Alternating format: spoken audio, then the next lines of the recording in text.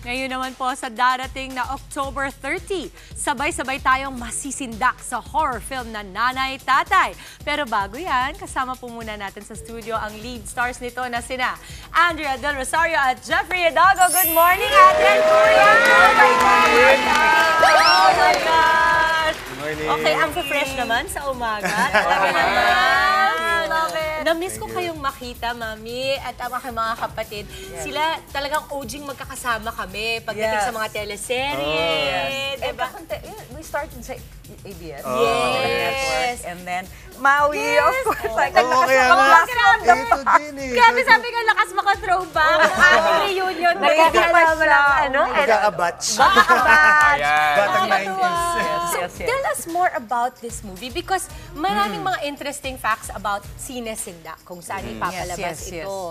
Pero, umpisahan na natin, Nanay Tatay. Yes, ito ba ay our parang movie. may pakanta na parang... kasama rin sa laro. Nanay, tatay. Yes, Yun. apparently, di ba yung song na Nanay Tatay, merong meaning yan eh, di ba? Nanay Tatay, gusto kong tinapay, gusto Kape.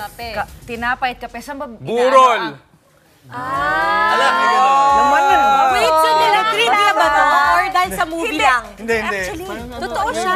Yeah, yung song na yun, may May dark ano siya. parang, May dark. May dark undertone.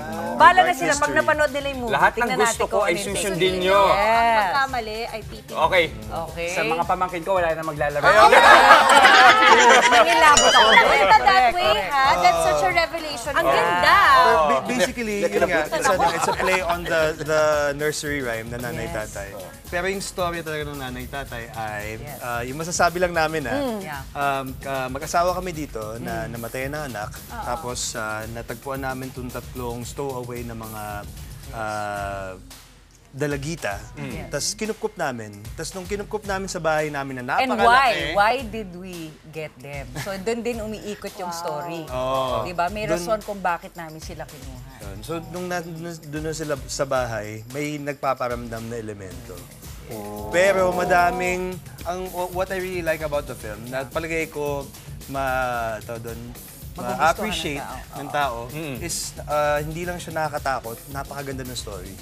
And even yung characters namin lahat, very layered. Parang nothing is what it seems. Oh my God! Ngayon, sige, pag-usapan natin yung characters nyo, ikaw, Ate Andrea, bilang ikaw yung nanay dito. Ano yung maasahan namin sa character mo? It's more like, it's more like,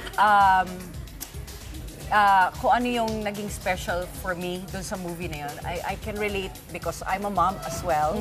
And my take on the movie kasi, or yung story ng movie is that, na nakaka-relate ako, is that, you know, there are a lot of evil forces in the world that even if you try to, you know, the more you get closer to God, the more doon sila nagiging vigilant. The more they, doon ka nila talaga. Totoo yan. Naniniwala ko dyan. That's when they will try to break your spirit. So ganon, parang, mas malaking explanation para sa akin na nung take ko sa take ko sa lalim, diba? Pero ganon siya. Sino ang director po ninyo? Direk Ronnie Benaid. Yes. Isang kumbaga horror blockbuster director yan ng Viva. Siya din ba ang Marita, nagkwento? Kanyang kwento? siya din ang nagano, siya din yung sulat. Marita, Mary Cherry Chua. Wow. Ikaw kaya, Jeff, ano naman dapat asahan? Talagang kinuwit. Kuya! Pasensya na, hindi ba yung gumana sa magkakilala pinta? kasi kami talaga. Halika! Wait, to be fair, oo. Hindi talaga, Kuya ka magkasama talaga? Magkasama kami kami din. before.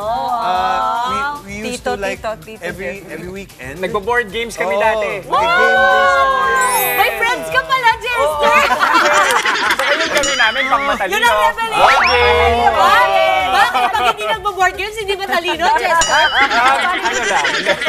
Hindi, pero ano naman natin expect naman sa role mo. Saka ikaw, director din kasi itong si Jeff eh. So ikaw din, yung habang ginagawa mo yung movie, paano ba nalilinya yun? Nahihiwalay minsan? Hindi. Habang nagsushooting kami, alam mo itong take na to, Ina-analyze.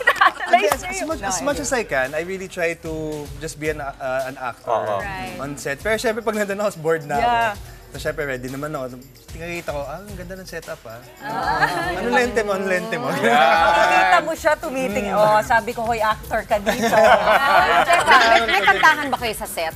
Pagka medyo walang ginagawa, naging intayan, di ba? May prank kami sa set. Ang dami naming kaming mga prank. Talaga?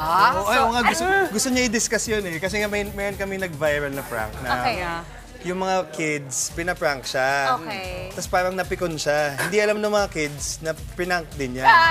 So, sila. Medyo nag-viral. Guys, hindi po totoo yun. Hindi ko sinabi. Alam mo kasi yun ang nakakatakot pag veterano yung nagagalit, di ba?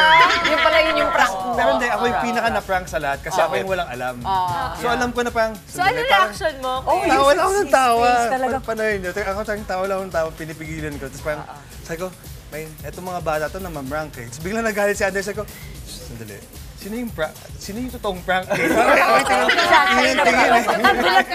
Sa totoo ba, ikaw yung prank? Ako yung guy. Ako yung na-prank eh. Pero pag daw horror film, sabi nila, ay, hindi ko alam, nakukwento minsan ni Dims, parang sa set daw, minsan eerie din yung Meron ba kayong pakiramdam. experience sa horror? Nakakatakot. Or challenge. Ay, kasi dun sa bahay na pinag-shootingan namin, talagang New Manila. madami talaga. Malalaking Oo, bahay. nangyayari.